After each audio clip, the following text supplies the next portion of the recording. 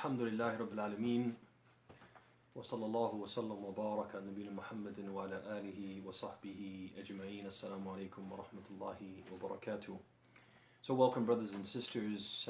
As is customary on Friday evenings, we typically revisit the khutbah, talk about it in a little bit additional detail, and provide some context and some additional content that we were not able to mention during the khutbah given the time constraints of the khutbah.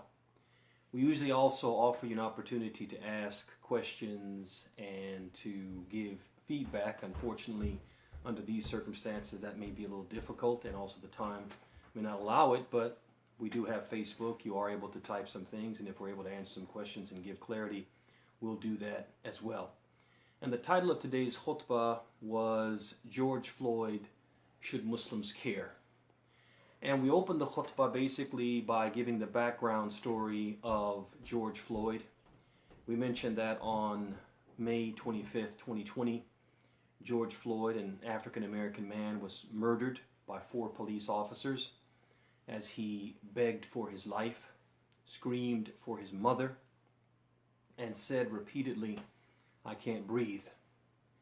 Floyd couldn't breathe, we said, because one of the officers, after lying him down and handcuffing him, lying him down on his face and handcuffing him, one of the officers drove or buried his knee in the back of Floyd's neck, closing his airway, and he did so for 8 minutes and 46 seconds. And when the officer finally released the chokehold, Floyd was unresponsive. And none of the officers made an attempt to revive him or to administer CPR. And we mentioned how this whole incident was captured on video, and the entire world saw, or has seen by this point, how mercilessly George Floyd was treated and how brutally he was killed. And then we said that in the khutbah we wanted to ponder the question, should we care? We know the story, but should we care? And we mentioned that we asked this question because I have seen, and I'm sure others have seen as well, especially on different social media platforms, there are some Muslims who have actively, aggressively, vehemently argued that Muslims in America should not care about George Floyd and what happened to George Floyd.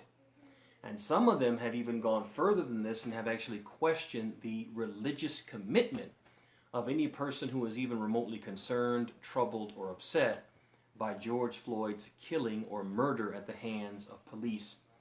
And so we wanted to kind of talk about in the khutbah some of the arguments that are being advanced, why Muslims should not care, why Muslims should be totally unconcerned, disinterested, regarding this issue. And we mentioned that the first one, or first reason that is advanced, is that George Floyd wasn't a Muslim. George Floyd was a kafir, and why should any Muslim care what happens to the kuffar? And we mentioned that this is refuted, that the logic behind this reasoning is flawed, and that this position is refuted by the fact that Allah subhanahu wa ta'ala has told us in the Quran that life, any life, every life, all life is precious. And we cited the verse in from Surah Al-Ma'idah, in which Allah subhanahu wa ta'ala says, "Min ajli dhalika katabna ala bani Israel annahu man qatala nafsan bighayri nafsin aw fasadin fil ardi faka'annama qatala an-nasa jami'a وَمَنْ أَحْيَاهَا فَكَأَنَّمَا أَحْيَا النَّاسَ جَمِيعًا." It was for this reason that we ordained for the children of Israel that whoever kills a person except as a penalty for murder or for criminal activity throughout the land warranting execution, then it would be as if he had killed the whole of mankind, and if he spared a life, it would be as if he spared all of mankind. We also mentioned how our religion considers not just the life of human beings, but even the life of animals precious. And when animals are killed unjustly, that is a very heinous crime in our religion. And we cited the hadith collected by Muslim on authority of Abd'Llah ibn Umar, in which the Prophet ﷺ mentioned that a woman was punished by Allah in the fire because of a cat that she killed by confining it and not feeding it or giving it drink. And we mentioned that if the life of a cat is precious, how much more so is the life of a human being precious, whether Muslim or non-Muslim. Then we mentioned another reason why some Muslims say we shouldn't care, and that is because George Floyd wasn't an angel. George Floyd he had a long criminal record. George Floyd was in and out of prison, and therefore, in their mind, George Floyd got exactly what he deserved. And we said that the logic behind this is flawed because it implies that in order for a person's life to be sacred, that person has to be an angel. That person has to be sinless. And we said that if that is the case, then no one's life is sacred. My life isn't sacred. Your life isn't sacred. No person's life is sacred. Why? Because all of us at the end of the day are sinners, as the Prophet said in the hadith, Kullu ibn Adam khata. All of the sons of Adam are habitual sinners. And perhaps you and I, in our own self-righteousness, we say, well, I haven't done the things that George Floyd has done. I've never been to prison, but we are criminals. We have done things that displease Allah. We have done things that we are ashamed of. Done things that we would hate for people to know about. And yet and still, we believe our life is sacred. So what is the difference between us and George Floyd? He's a criminal, we're criminals. Maybe we haven't done the exact things that he's done, but we may have done something in the sight of Allah which is more heinous than what George Floyd has done. Allah knows best. So al-Muhim, we can't connect the sacredness of life with sinlessness or being an angel, because none of us are angels. And then we mentioned how our religion is against oppression and tells us to that oppression is wrong, and that we're supposed to stand for justice and stand against oppression no matter who the victim of the oppression is. We talked about that as well.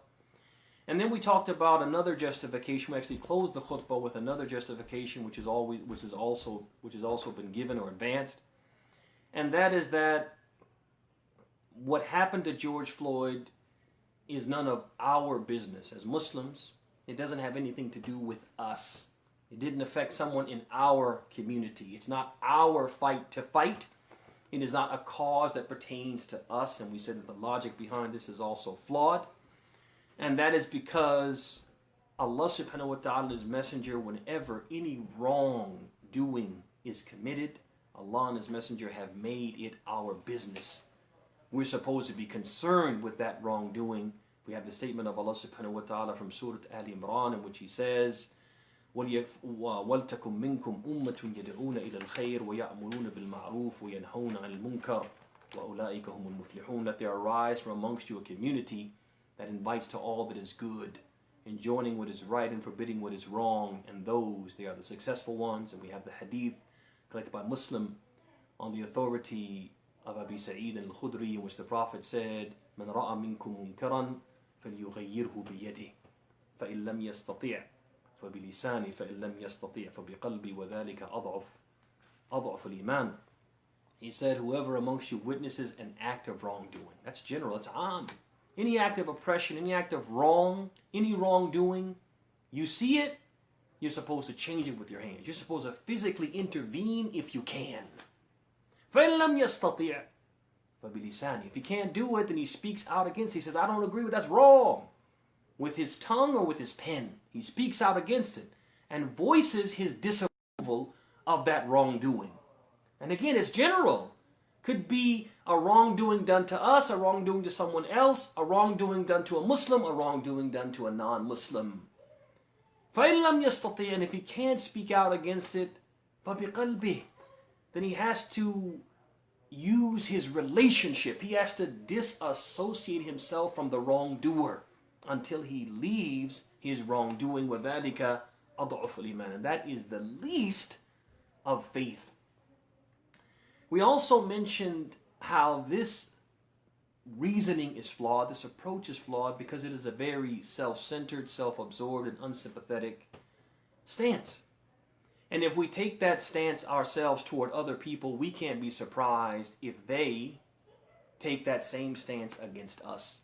When the tables are turned and the shoes are on the other foot, and we are the victims, the Muslims are the victims of police brutality, state-sponsored brutality, and nobody stands up for us, we can't blame anybody but our own selves. We can't do that. We can't blame anyone. And we have to remember, and we talked about this as well, how this society is built upon, it's part of the DNA of this society, to pit one group against another, and to other, and to have a whipping boy and a scapegoat, someone who is to blame for everything, and someone who, because they are inherently bad and demonized, they deserve what they get.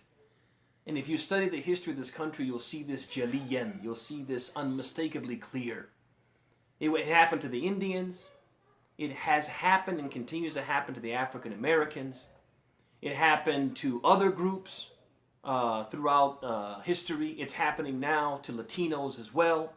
This is something which has happened in this country, the othering, the scapegoating, and the pitting of one group against another. It's something which has always happened.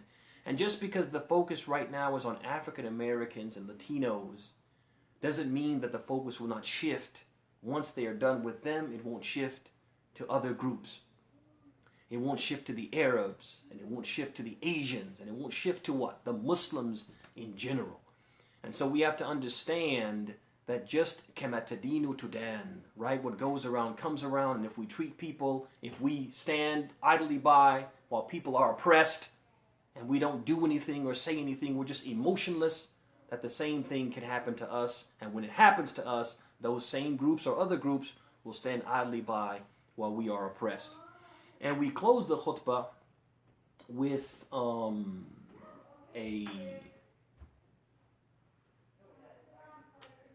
lines of prose-like poetry written by a poet from Nazi Germany who explained and lamented at the same time how the Nazis purged their society of the undesirable ones, one group at a time. And he basically said they came first for the communists, and I didn't speak up because I wasn't a communist. Then they came for the Jews, and I didn't speak up because I wasn't a Jew. Then they came for the trade unionists, and I didn't speak up because I wasn't a trade unionist. Then they came for the Catholics, and I didn't speak up because I was Protestant. And then they came for me, and no one spoke up for me. And then we closed by saying, وَالسَّعِيدُ مَنْ وُئِذَ بِغَيْرِهِ, that the truly fortunate person is the one who learns from others' mistakes. Brothers and sisters, if we don't learn from history, history is bound to repeat itself. And if we don't learn to stand up for what is right, even if we are not going to be the principal benefactors of that stand that we take, even if it's going to help someone who's non-Muslim, somebody who wasn't an angel, someone who is not from our community, if we don't do that, it may come back to bite us later, or come back to haunt us, if you will, later. And I wanted to add a few other points that I wasn't able to mention the khutbah ala ujala. Another thing that is commonly said by those people who say we shouldn't care and say that they don't care is that we shouldn't care because Muslims in various places throughout the world are being oppressed, and our concern should be for them. We're Muslims, and our concern should be first and foremost for other Muslims. And this logic is flawed, brothers and sisters, because it gives the impression that we can only be concerned about one act of oppression at a time, or we can only work for one good cause at a time. But our religion, brothers and sisters, however, encourages us to be active in every good cause and to strive in as many good endeavors as we possibly can simultaneously. Our religion teaches us, brothers and sisters, that we can walk and chew gum at the same time. We can do more than one good thing at one time. Allah subhanahu wa ta'ala, one example of this is from Surah Al-Baqarah, in the ayah in which Allah subhanahu wa ta'ala says, لَيْسَ الْبِرَّ أَن تُوَلُّوا وُجُوهَكُمْ قِبَلَ الْمَشْرِقِ وَالْمَغْرِبِ وَلَكِنَّ الْبِرَّ مَنْ آمَنَ بِاللَّهِ وَالْيَوْمِ الْآخِرِ وَالْمَلَائِكَةِ وَالْكِتَابِ وَالنَّبِيِّينَ وَآتَى الْمَالَ عَلَى حُبِّهِ وآتى المال على حبه ذوي القربى واليتامى والمساكين وابن السبيل والسائلين وفي الرقاب وأقام الصلاة وآتى الزكاة والموفون بعهدهم إذا عاهدوا والصابرون في البأساء والضراء وحين البأس أولئك الذين صدقوا وأولئك هم المتقون. Allah says righteousness is not that you turn your face to the east or to the west, but rather true righteousness is in one who believes in God. One thing. The first thing Allah mentions, believing in God. The first good deed, believing in God. The last day, the angels, the scripture, and the prophets. All the things that we're supposed to believe in, that righteousness is what? Is having faith. Then he says, and gives of his wealth. Allah doesn't mean that you have to choose between believing and giving of your wealth. No, they believe in all these things, a multitude of things, and then they also give their wealth in spite of their love for it to their relatives. One. But no, they don't just stop there giving it to their relatives, to the orphans, to the needy, to the wayfarers, those who ask and for the emancipation of those in bondage. And when Allah says this, He doesn't mean that they have to choose between which one. No, they try to give in all of these what? في كل الوجوه في كل وجوه الخير. Every avenue of good, if they have the money, they spend it in all of those avenues. They don't have to choose one avenue and leave the other avenues. And He goes on to say, those who offer prayers. And obviously Allah is not saying that they have to choose between belief, spending their wealth in the way of Allah, and offering prayers. They give alms. They give the obligatory zakat, which means obviously Allah is not saying they have to choose between voluntary and obligatory zakat. But they give this and they give that. They can do more things than one. They can walk and chew gum at the same time. And fulfill their promises. That they don't have to choose between believing and giving wealth and offering prayers and giving alms and fulfilling their promise. No, Allah subhanahu wa ta'ala wants us to do all these things simultaneously. Those who are steadfast in times of misfortune, adversity, and conflict. Again, another thing Allah wants us to do simultaneously with the other things. What is all of this teaching us, brothers and sisters? At the bottom line is that we can walk and chew gum at the same time. We can be concerned with the oppression of the Muslims and the oppression of the non-Muslims here in America at the hands of the police, state-sponsored brutality, state-sponsored terrorism. Brothers and sisters, we can be concerned with those two things simultaneously. We can walk and chew gum at the same time. Another reason that they say we shouldn't care about George Floyd is that they say that George Floyd and other African Americans who have been slain by police or victims of police brutality, we shouldn't care about that because all lives matter, not just the black lives. And the logic behind this is also flawed, brothers and sisters, because the Prophet ﷺ taught us through his example to give special attention and priority to the members of the society who are traditionally the lowest, the least, the left out, and the looked over. Do you not see that the Prophet ﷺ gave special attention to orphans, gave special attention to widows, to slaves, to the handicapped, like Abd'Llah ibn Maktoum, a blind man. During the time of the Prophet ﷺ, a person with a handicap, they were mistreated. They were treated very poorly. They were social outcasts. The Prophet made it a point to do what? To make him a mu'adhin, to give him important positions. When he would leave Al-Madinah, sometimes he would place Abdullah ibn Maktoum in charge of Medina in his absence. He made this a point to what? To lift up the people who traditionally were looked down upon, were marginalized. Also the social outcasts like Julaybib went out of his way to lift Julaybib from the status of a pariah to the status of someone who was important, someone who had value. And also how he looked out for those who were traditionally looked down upon by society because of the color of their skin, like he did for Bilal and Zayd and Usama ibn Zayd. Look at all of them. And how the Prophet ﷺ made it a point to appoint them to specific positions, prominent positions, put them in positions where they had to be respected. They had to be valued, to teach people, to change their mindset. And so this shows us, the Prophet is showing us by his example that yes, all lives matter.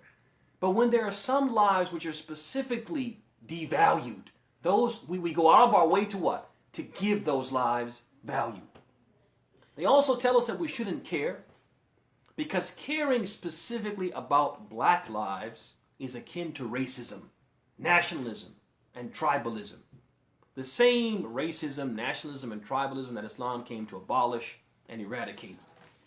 And the logic in this argument is also flawed, brothers and sisters, because Allah subhanahu wa ta'ala, He says, Ya ayyuha alladhina amanu, inna khalaqnakum min dhakarin wa untha, وَجَعَلْنَاكُمْ شُعُوبًا وَقَبَائِلَ لِتَعَارَفُوا إِنَّ أَكْرَمَكُمْ عِنْدَ اللَّهِ أَتْقَاكُمْ. It says, O you who believe, verily we have created you from a single male and a single female, and made you into nations and tribes so that you would know one another.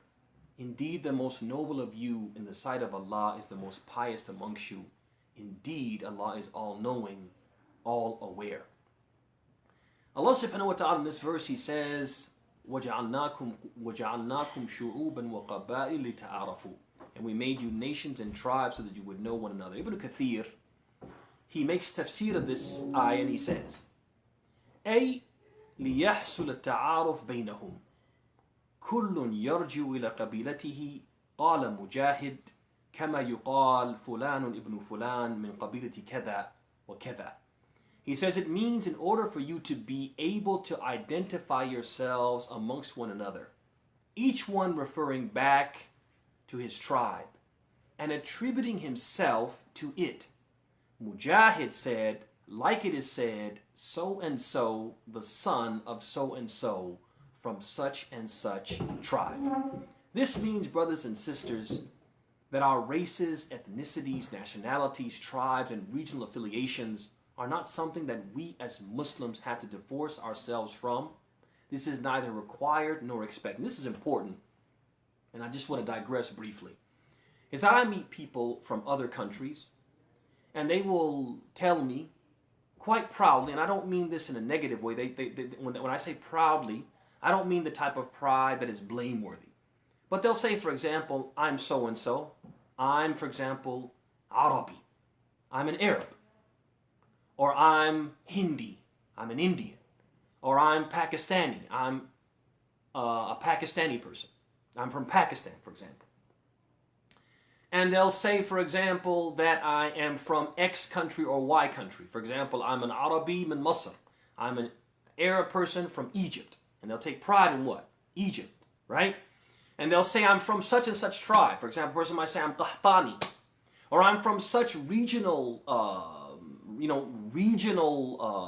affiliation. I'm from Punjab. I'm from this. I'm from that. And they take pride in that. And there's no harm in that. There's no problem with that.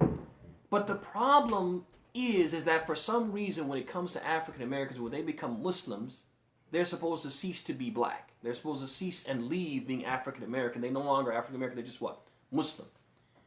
And that's not fair.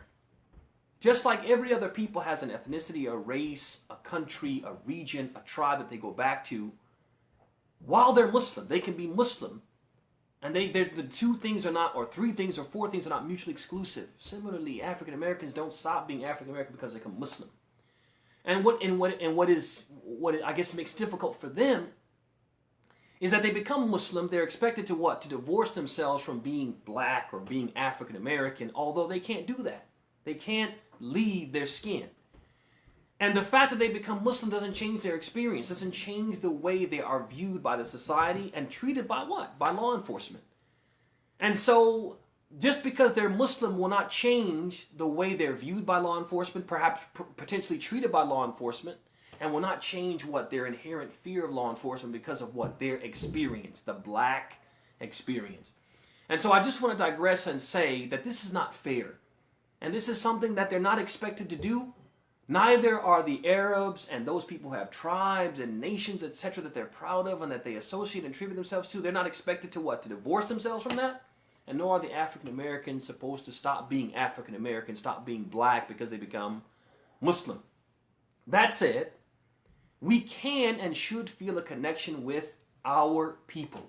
Notice if you read the Quran and it talks about the prophets coming to their people, you'll find Allah subhanahu wa ta'ala saying that the prophet would say, قَالَ يَا قَوْمِ اعْبُدُوا اللَّهَ مَا لَكُم مِّنْ إِلَٰهٍ غَيْرُهُ. They will say, the prophet would come and say, "Oh my people." He would call these people who are non-Muslims, he was calling them to Islam and say, "Oh my people." He would call them my people. Allah tacitly approves of the prophet saying that these people are my people. And the Prophet ﷺ himself on the plain of Uhud, when he was beaten, when he was bloodied, he lifted his hands to the heavens and said, Allahumma ghfir li qawmi fa innahum la ya'lamun. Oh Allah, forgive my people because they know not what they do. He called them his people. So there's no problem if you feel a connection. For example, as an African American, you feel a connection to what? To African Americans. They're your people. They are your people. And there's no harm in supporting them in causes deemed acceptable or praiseworthy in Islam. Ibn Taymiyyah rahimahullah ta'ala, he discussed this in his Majmu' al-Fatawa. He has a section in al-Majmu' in which he discusses this, it being permissible. And he cites two ahadith from Abu Dawood, from the collection of Abu Sunan Abu Dawood. The first one is on the authority of Wa'ila ibn Ashqa. And in it the Prophet ﷺ was asked, أَمِنَ الْعَصَبِيَّةِ أَنْ يَنْصُرَ الرَّجُلُ قَوْمَهُ فِي الْحَقِّ. Is it from tribalism, is it from fanaticism and partisanship that a person aids? He aids and supports his people in truth. That there's something that they're doing or they need help in and it's a good thing. Is that Asabiyya? Is that a bad thing, O Rasulullah? The Prophet said, La. In another hadith, also collected by Abu Dawood, an authority of Suraq ibn Malik, the Prophet said, خَيْرُكُمْ الدَّافِعْ عَنْ قَوْمِهِ مَا لَمْ يَأْثَمْ. The best of you is the one who defends his people as long as he doesn't commit a sin. Now these two hadith, I want to be frank and clear with you, have not been authenticated. They're not, according to Al-Albani rahimahullah ta'ala, they're not authentic hadith. But the fact that Ibn Taymiyyah cited them shows that he believes that the meaning of the hadith is correct. The hadith itself, the words might not be correct, but the meaning is correct. And that's why Ibn Taymiyyah cited it in the context of saying, it's okay. It's okay to support your people in something good, in a good cause, in something right. And obviously, lifting the oppression is a good cause. It's permissible. It's perfectly allowed.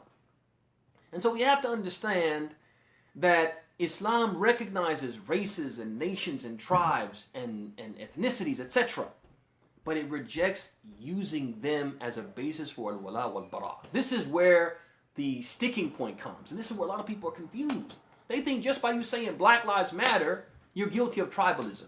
You're guilty of nationalism. What makes you guilty of tribalism and nationalism and those things which Islam disapproves of is when you make your race, your tribe, your nation, your regional affiliation, you make that the source or the basis of al-wala wal-bara. So basically you have another Muslim and you hate him because he's not from your tribe or because his tribe and your tribe have some type of beef or some type of mutual hatred or vendetta.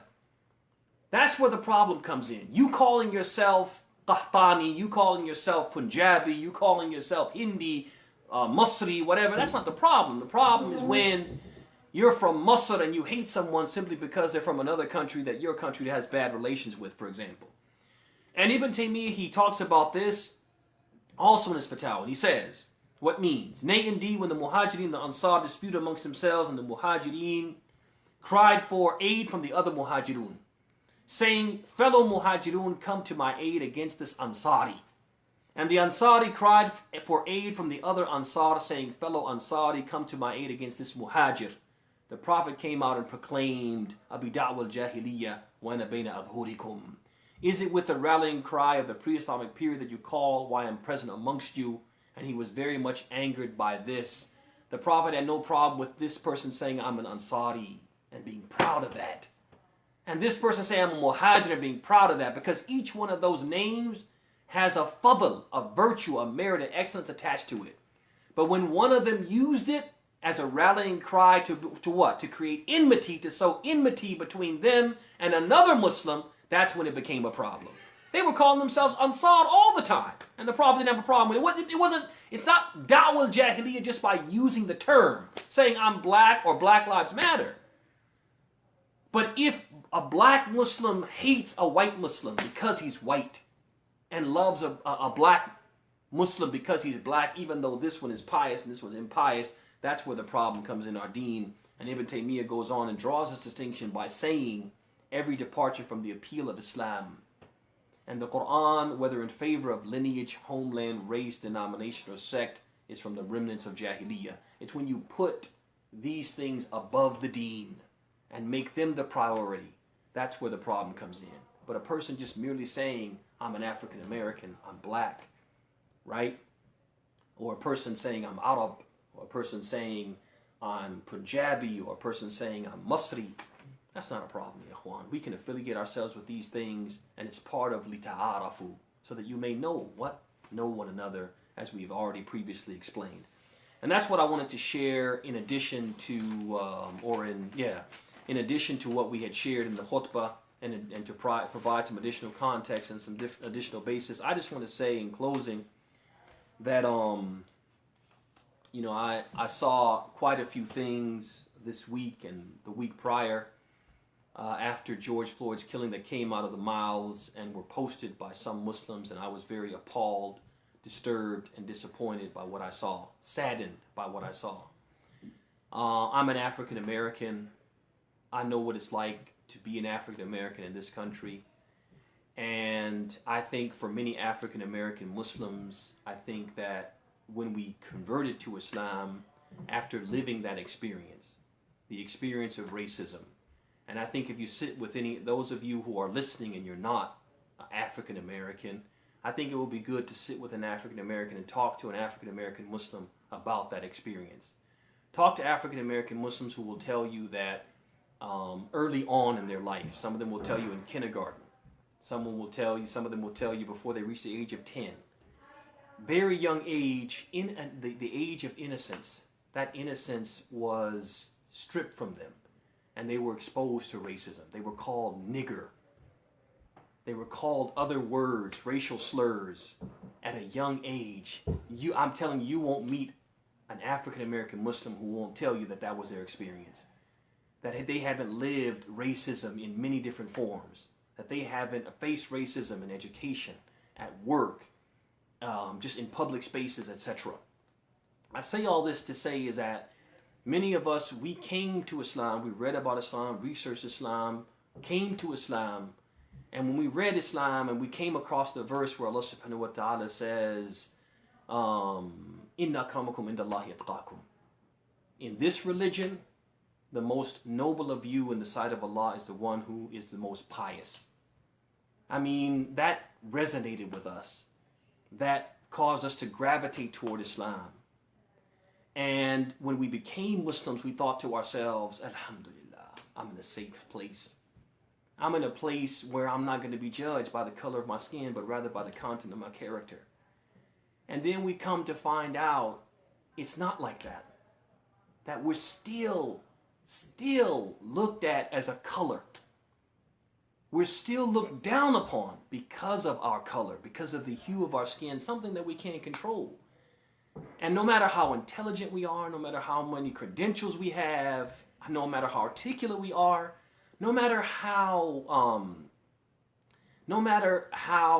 much of a model citizen we are, we always carry that stigma even in Islam and in the Muslim community. And it really hurts to be a person in this skin and people who look like you experiencing what George Floyd experienced and so many others have experienced and continue to experience.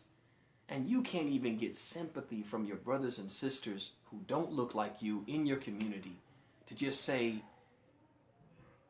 either say something sympathetic or just be quiet.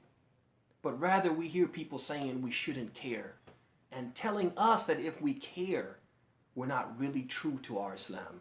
It's hurtful, it's disappointing, it's saddening, and it's also off base, as we've seen. We've seen that the logic behind it is flawed, it's not supported by Islam, and that means that we need to look internally. What is making us behave this way? Maybe we shouldn't be pointing the finger of racism and nationalism and tribalism at others. Maybe we need to point that finger at ourselves. We ask Allah subhanahu wa ta'ala to make us from those who listen to the talk and follow the best of it. We ask Allah subhanahu wa ta'ala to make us from those who He teaches beneficial knowledge and who He benefits with that knowledge by making us from those who practice it. هذا وصلى الله وسلم وبارك على نبينا محمد وعلى آله وصحبه أجمعين والسلام عليكم ورحمة الله وبركاته.